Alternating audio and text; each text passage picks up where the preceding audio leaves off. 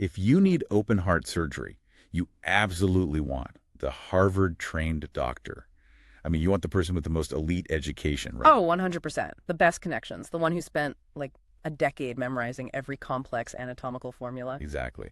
But if you want to learn how to build wealth, that exact same Harvard degree might actually make you more likely to go broke than a high school dropout. Which is just wild. It completely shatters how we expect the world to operate. It really does. Because we are so conditioned to believe that, the higher the stakes, the smarter the expert needs to be. Yeah, we assume complex problems require these elite complex solutions. But, well, we're drawing from this really fascinating conversation between Mel Robbins and the financial expert Morgan Housel today, and the core premise just obliterates that idea. It totally does. Because when it comes to money, building wealth isn't a math test. It's a psychological game. Mm-hmm. So we're jumping straight into this deep dive today to look at why the smartest people in the room are often, honestly, the absolute worst with their money. Okay, let's unpack this, because to understand why, you have to look at what the sources call the open heart surgery anomaly. Right. Finance is essentially the only major field on the planet where an ordinary person with zero industry connections, zero formal training. Literally no insider knowledge at all. Exactly, no insider knowledge. And they can vastly outperform the most educated elite. The sources actually highlight this incredible historical example of a man named Ronald Read. Oh, yeah, the Ronald Read story. Yeah.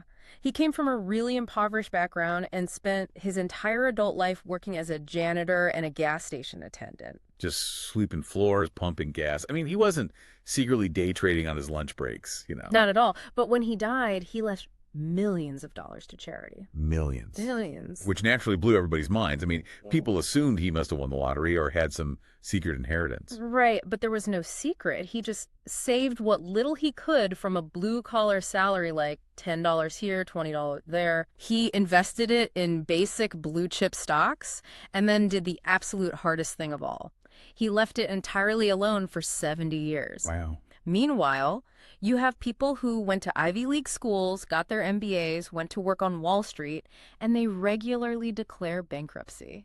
It's crazy. So the source material uses this to prove a really crucial point. The number one thing keeping people broke isn't a lack of intelligence. It is financial ignorance and really a lack of emotional control. See, this is the part that breaks my brain a little bit. Yeah. Because it's like telling me I could beat a professional golfer at the Masters just by standing perfectly still and letting them swing until they exhaust themselves. That's actually a brilliant way to put it. Right. But if the answer is literally kindergarten level behavior, just be patient, don't touch things, why are the MBAs failing so spectacularly? I mean, why is society so obsessed with finding these secret Wall Street formulas or exclusive private clubs for rich people? Well, what's fascinating here is that our brains fundamentally miscategorize what money actually is. Wow. Because money is so quantifiable. It's literal numbers on a screen, right? So we mistakenly treat it like a math test. We look at a spreadsheet and think, I just need to solve for X, leverage this asset, optimize my tax strategy to get a higher return. And a Wall Street MBA is incredibly good at that math. Exactly. But the spreadsheet doesn't feel fear. Right. When the market drops 30% in a single week, the spreadsheet doesn't panic. But the human looking at the spreadsheet definitely panics. Oh, they totally panic. The human panics, sells everything at the exact bottom, and completely destroys their wealth. Yeah. Building wealth is not an intelligence test. It is an emotional endurance test. That's a huge distinction. It is. The behaviors required to succeed, spending less than you make, ignoring what your neighbors are doing, having the patience to just sit through a market crash without reacting, they are incredibly simple to understand on paper. Sure, on paper. But they run completely counter to our evolutionary wiring. Mm-hmm. I mean, we are wired to react to threats, not to sit still while the house feels like it's burning down. Okay, so if patience and emotional regulation are all it takes, what is constantly hijacking our brains? Like, what is the main behavior actively destroying our wealth today? Because clearly something is overriding that basic logic for most of us. Well, according to the sources, the most toxic financial behavior today is the relentless, algorithm-fueled pursuit of status. Oh, wow. Yeah, it is constantly moving our goalposts, and it's doing so at a speed our brains were simply never built to handle. The contrast they draw between past and present is just so stark here. Like, if you look back at the 1950s, which many people romantically view as the peak of middle-class prosperity, the average family lived in an 800-square-foot house. Right, tiny by today's standards. Tiny. They had one bathroom, no air conditioning. The kids shared a tiny bedroom. And yet, sociologically, they were generally quite content. Because their standard of comparison was incredibly localized. You were only comparing yourself to the neighbor next door or, a coworker who lived in the exact same neighborhood under the exact same conditions. Yeah, your brain had a very attainable baseline for what success looked like. Exactly. But today, you aren't comparing yourself to the neighbor. You are comparing yourself to the TikTok algorithms. So true. A 9-year-old kid today doesn't think a new driveway or a nice pickup truck is a sign of being rich. They think being rich means flying on Mr. Beast's private jet to a private island you just bought for a YouTube video. It's wild. You could be incredibly successful by any historical metric, but if you open Instagram 100 times a day, there is just this endless feed of people who look richer, happier, and more beautiful than you. Right, and our evolutionary desire for status, which used to just mean making sure you weren't kicked out of your small tribe, has basically been weaponized against us. Yeah. And that leads directly to a profound psychological trap that Morgan Housel calls the man in the car paradox. Oh, I have to say, this specific concept completely shifted how I view the world. It was. So? It really is. So Housel tells this story about working as a 19-year-old valet, parking Ferraris, Porsches, and Lamborghinis at this 5-star hotel in Los Angeles. And over time, he realized something incredible. Yeah. Whenever someone pulled up in a $500,000 car, he never once looked at the driver and thought, wow, that guy is so cool, I want to be him. He only ever looked at the car and then imagined himself sitting in the driver's seat. It's such a brilliant, piercing realization about human nature. Right. Because the driver bought that Ferrari assuming that everyone on the street would look at him and be impressed. He thought he was buying admiration. But in reality, nobody cares about the driver. Nobody. They are just using the driver's car as a prop in their own fantasy of being admired. We are all so inherently self-centered that your expensive attempts to buy status are essentially invisible to the very people you're trying to impress. It's like we're all playing a single-player game, but we're spending all our money pretending it's a multiplayer game. That is exactly what it is. The sources lay out this brutal rule. Right. Every single dollar you spend basically falls into one of two buckets. It is either spent to make you and your family genuinely happy, Yeah. or it is spent to impress strangers who aren't even looking at you. Exactly. 2 buckets. But here's where it gets really interesting. I have to push back on this a little bit, or at least, play devil's advocate. Go for it. Because it's very easy for millionaire finance gurus to write books telling everyday people, stop buying nice things, you're just seeking status. Yeah. But isn't there a line where a nice sweater is just a nice sweater? Right. Because the cashmere is genuinely warm and lasts longer. Yeah. How do you actually separate the genuine utility of a nice object from the subconscious desire to just show off? Okay, that is the exact friction point. And you're right, it's not black and white. It requires brutal self-honesty about the psychological hole you were trying to fill with that purchase. Okay. If we connect this to the bigger picture, to answer your question, the sources share a really brilliant psychological formula. All happiness is just the gap between expectations and reality. Expectations and reality. Yes. If you buy that cashmere sweater purely because it keeps you warm, you appreciate the craftsmanship, and you'd wear it even if you were completely alone in a cabin for a month, that aligns with your reality. The utility is internal. Got it. But if you buy it, even partially thinking it will make your coworkers respect you more, or maybe signal to a waiter that you're important, your expectations are suddenly attached to other people's perceptions. Which is a metric you have absolutely zero control over. Precisely. And mathematically, this formula explains why so many high earners feel so broke. Oh, that makes sense. Yeah, if your income doubles, but your expectations for the kind of clothes you should wear, the restaurants you should eat at, or the car you should drive triple, you will mathematically feel like you are falling behind. Even though you're making more money. Right. You are making more money, but your happiness gap is widening.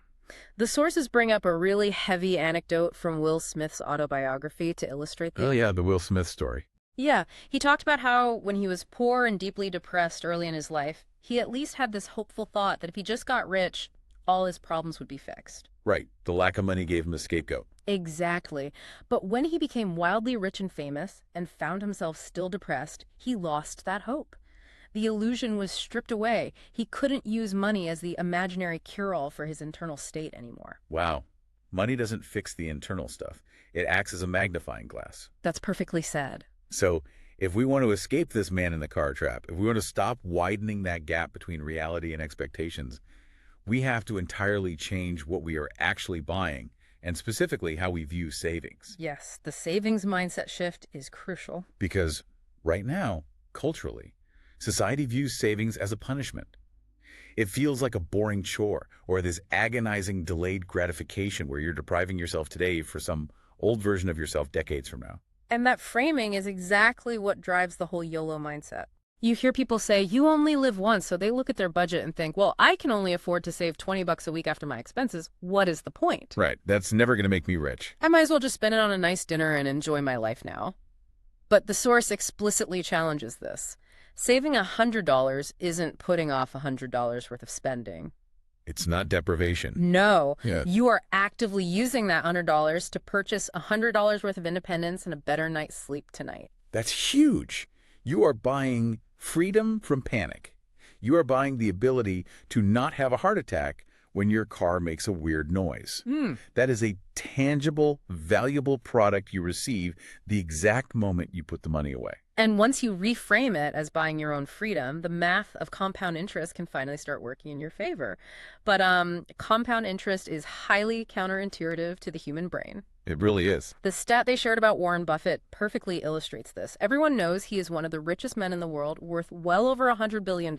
He's 94 years old. But what people don't realize is that 99% of his net worth was accumulated after his 60th birthday. Wait, 99%. 99%. That stat is almost hard to process. It goes back to Ronald Read, the janitor.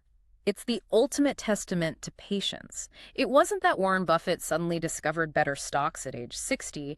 It's that compound interest operates like a snowball being pushed down a massive hill. Yeah. For the first few decades, the snowball is small. It feels like you're pushing and pushing and not getting much bigger. But eventually, the mass becomes so large that a single rotation of that snowball at the bottom of the hill gathers more snow than the first 10 years of pushing combined. The gains start earning their own gains. Exactly. But staring at the top of that hill is incredibly daunting, especially if you feel completely broke right now. So the sources offer some incredibly practical, mechanical tips to just get the snowball moving. Which is so helpful. Yeah. First is the 10% rule. If you work a restaurant shift and make $50 in cash tips, physically take $5 and save it. If you watch a neighbor's dog for $100, save 10. It's not about the dollar amount at first. It's about building the psychological muscle of retaining money. It's behavioral conditioning.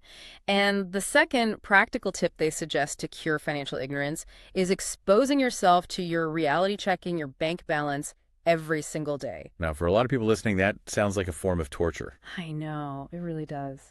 In the source material, Mel Robbins shared a very vulnerable story about entering her marriage with $10,000 of credit card debt that she actively hid from her husband out of pure shame. Yeah. She talked about walking into stores and buying things she didn't need with money she didn't have just to feel a temporary high. The shame itself became a barrier. We don't want to look at the bank account because we know it's going to hurt. So what does this all mean? Well, avoidance is a very natural defense mechanism. But by hiding from the numbers, you give them power. Checking your balance for 10 seconds a day acts as a form of exposure therapy. That makes a lot of sense. It desensitizes you. It transitions the bank balance from this monster hiding in your closet into just plain data. It removes the mystery and the moral judgment you're putting on yourself. It takes away the sting. Exactly. Right. The primary message from the expert in the source is empathy. There is zero judgment here because making emotional, irrational financial mistakes is incredibly common. It's just human. It is human. But moving past that shame requires accepting a fundamental truth about building wealth, particularly when you start investing in the stock market. People think the cost of admission to building wealth is a broker fee you pay to Wall Street. Right. But the actual fee is emotional. It is putting up with endless volatility and uncertainty. You are paying with your nerves. Precisely. If you go to an amusement park, you pay a fee at the gate to go on the roller coaster. You expect it to go up and down. But when people invest in the market and it drops 20% in a bad year, they view it as a fine, like a parking ticket. Okay. They think, I did something wrong, I need to sell and get out. But volatility isn't a fine, it's a fee. You are getting paid a premium return over decades, specifically because you are willing to watch your portfolio drop and not panic sell. Right, you're earning that return. Yes.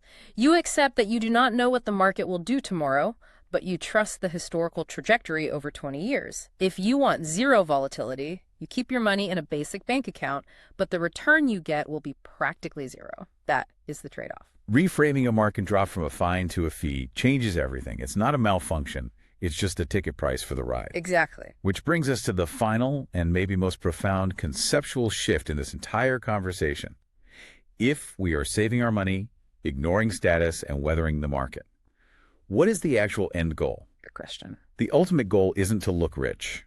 The goal is to be wealthy. And understanding the profound difference between those two words is the ultimate secret. Because culturally, we use those words interchangeably all the time, but functionally, they are complete opposites. They really are. Rich means having the current income to buy visible things. You have a massive mortgage for a sprawling house. You have a massive monthly lease payment for a flashy car. Rich is all the money you are currently spending to show other people that you have money. It's the man in the car. Right. While wealth is what you don't see.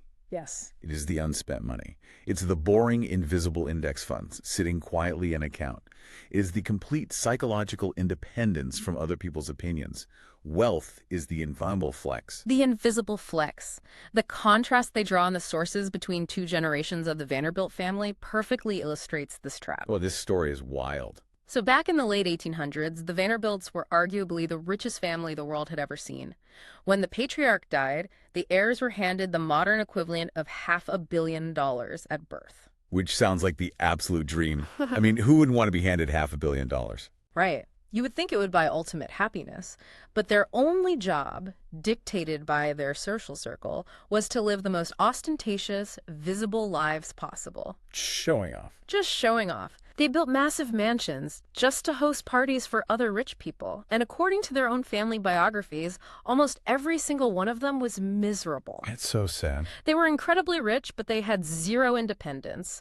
Every single aspect of their lives, where they lived, who they associated with, even who they could marry, was dictated by the status expectations of their wealth. They were trapped in a gilded cage. And then you fast forward a few generations and you get Anderson Cooper, the CNN host. Yep. He's a direct Vanderbilt descendant. Right. But he was the first heir in 150 years to explicitly get no trust fund. Wow. He was forced to work to figure it out himself, to build his own career from the ground up. And he ended up happy, driven, and fiercely independent. He actually achieved wealth, in the psychological sense, because he owned his own life. This raises an important question, right? The sources quote the author and statistician Nassim Taleb, who summed this up perfectly. He said, the ultimate metric of success isn't your title or your car. It is simply how much time you have to kill. How much time you have to kill. That is amazing. That quote is a mirror for everyone listening to this deep dive. It demands that you ask yourself, what are you actually maximizing for in your financial life? Are you making investment choices just to make a spreadsheet look impressive? Yeah. Are you taking on extra stress at work just to buy a car to impress strangers at a stoplight? Or are you trying to maximize how well you sleep at night and how much of your own day you actually control? We had this totally backward idea in our culture of what a flex actually is. We think pulling up to a restaurant in a Lamborghini is the ultimate flex. Right, the visible stuff. But the actual flex is being able to wake up on a random Tuesday morning, pour a cup of coffee, and say, I can do whatever I want today. I don't owe anyone my time. Nobody on the street sees that flex. It's entirely invisible, but it is the only one that actually matters. Because that Tuesday morning freedom means your money is acting as a tool to protect your time and your autonomy. It is serving you. When you buy status items, your money becomes a psychological liability that forces you to serve an image. Okay, let's pull all of this together and recap the major aha moments we've uncovered today. First, finance is an emotional behavior game, not an IQ test. If Ronald Reed the janitor can outinvest a Harvard MBA simply by being patient and regulating his emotions, so can you. The spreadsheet doesn't matter if you panic. Exactly. Second, stop buying things just to be the man in the car for strangers who do not care about you. Every dollar spent on trying to buy status is a dollar you are directly stealing from your own future freedom. Preach. And finally, true wealth isn't the visible luxury.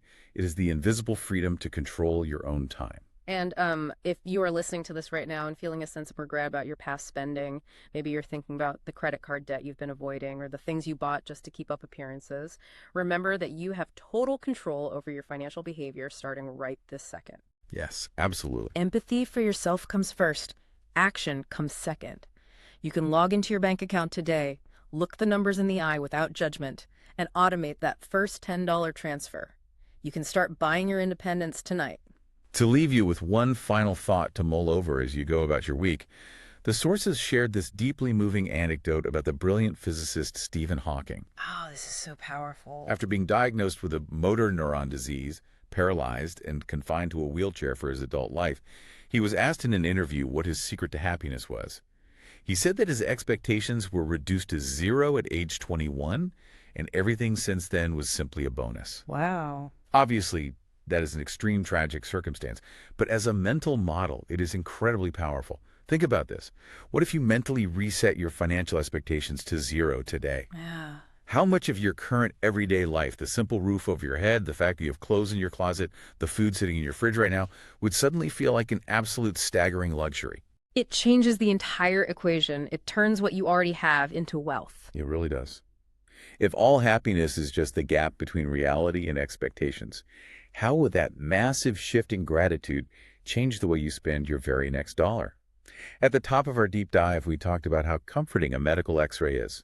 A jagged white line on a broken bone is clean, binary, and easy for a doctor to diagnose. Right. We desperately want money to be an x-ray. We want a clean, objective, mathematical formula that just magically fixes our financial lives. But building wealth isn't an x-ray. It's a mirror. It's a mirror. It reflects your fears, your patience, your insecurities, and your true priorities. And the beautiful thing is, what you see in that mirror tomorrow is entirely up to you.